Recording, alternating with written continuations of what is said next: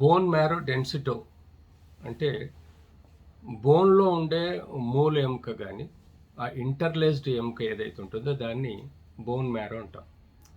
ఈ bone marrow అన్నది bone యొక్క స్ట్రెంగ్త్ని డిటర్మైన్ చేస్తుంది. బోన్లో మనకు స్ట్రెంగ్తనింగ్ కోసం ఎంతైతే మన బాడీలో వాటర్ నిష్పత్తి ఉండాలో దానికి తోడుగా strong vitamin D, calcium, phosphorus, అలాగే మెగ్నీషియం, జింక్ లాంటి ఎన్నో మినరల్స్ కూడా అవసరం. దానికి తోడు సఫిషియెంట్ న్యూట్రిషన్ ద్వారా protein, carbohydrate and fat content కూడా సఫిషియెంట్గా ఉన్నప్పుడు బోన్ యొక్క బోన్ మ్యారో డెన్సిటీ అన్నది సక్రమంగా ఉంటుంది.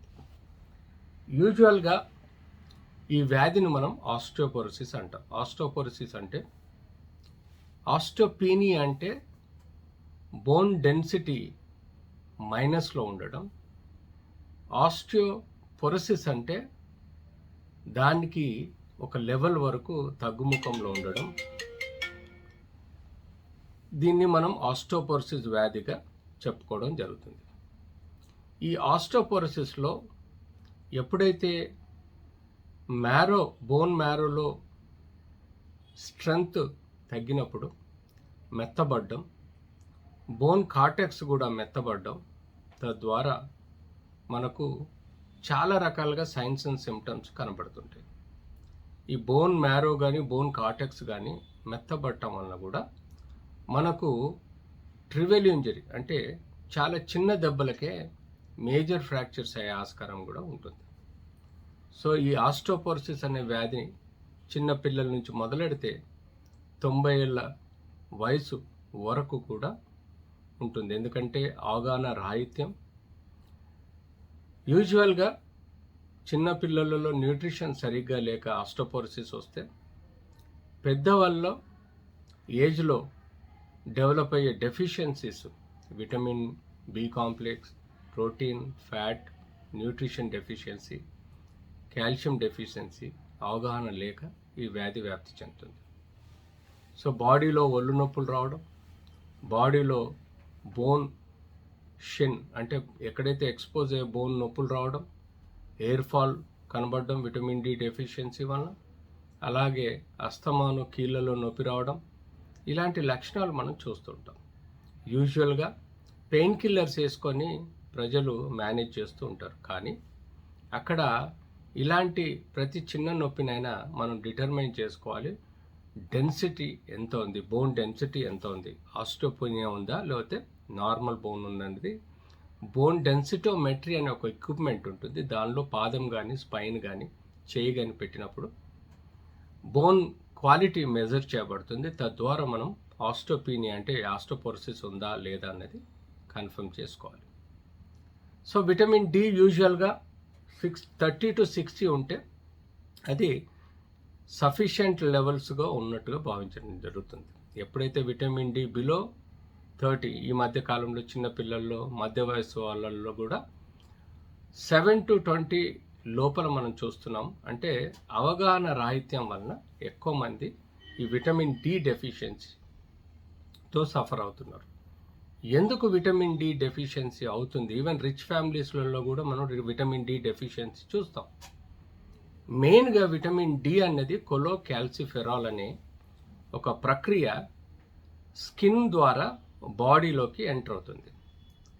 స్కిన్ పైన సూర్యరశ్మి పడగానే దాని ప్రక్రియ స్టార్ట్ అయ్యి ఈ కొలోకాల్సిఫెరాల్ అనే ఒక కెమికల్ రియాక్షన్ వలన ఈ విటమిన్ డి మన బాడీలో ప్రొడ్యూస్ అవుతుంది. తద్వారా మన బాడీలో బోన్స్ చాలా స్ట్రాంగ్స్ ఉంటాయి. మన ఇండియన్ కల్చర్లో చాలా వరకు ఎండకు ఎక్స్పోజ్ తక్కువగా ఉంటారు. అదే వెస్ట్రన్ కంట్రీస్లో ఎక్కువగా సన్ బాత్ అని చెప్పేసి సముద్ర పొడ్లో కానీ రివర్ ఒడ్లో కానీ తక్కువ గుడ్డలతో పడుకుంటారు. కాబట్టి వాళ్ళకి ఈ విటమిన్ డెఫిషియన్సీ అనేది తక్కువ ఉంటుంది. సో అలాంటి సన్ ఎక్స్పోజర్ కానీ సన్ బాత్ అనే దాన్ని ఎక్కువగా అవగాహన పెంచుకునే విధంగా మన కుటుంబాలు అర్థం చేసుకోవాలి. ప్రొద్దున లేవగానే చల్లటి ఎండ మధ్యాహ్నం వరకు వేడిగా ఉంటుంది కాబట్టి స్కిన్ బర్న్ అయ్యే ఆస్కారం ఉంటుంది.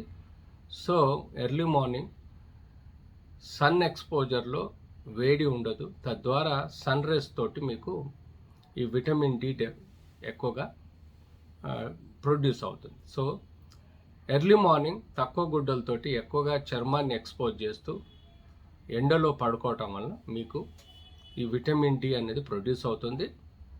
దానికి తోడు ట్యాబ్లెట్స్ ఉంటాయి, వారానికి ఒక 60,000 యూనిట్స్ వరకు వేసుకోవాలి. అరాచిటాల్ అనే ఇంజెక్షన్స్ ఉంటాయి.